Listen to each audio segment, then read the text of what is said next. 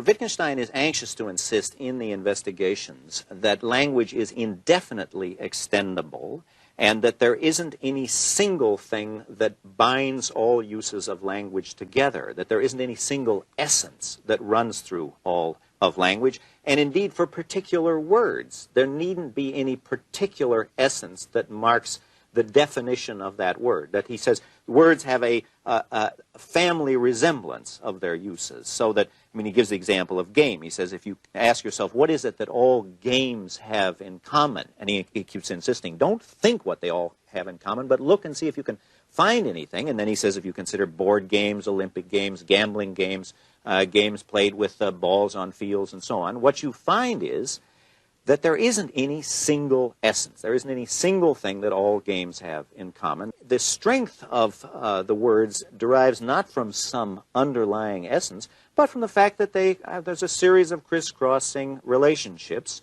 similarities, and he compares that to the way that the various members of a family resemble each other. And he calls this a family resemblance relation.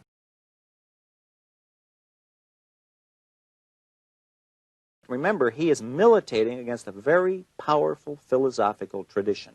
He's militating first against the idea of his own, that words get their meanings by standing for objects, and then secondly, an even older tradition that says words get their meanings by being associated with ideas in the head. And he's militating against a tradition that says, and this goes back to Plato, that in order for a word to have a meaning, there must be some essence, there must be some essential trait that the word marks. So the interest of his remarks about language derives a lot from their revolutionary or radical attack on a pre-existing tradition.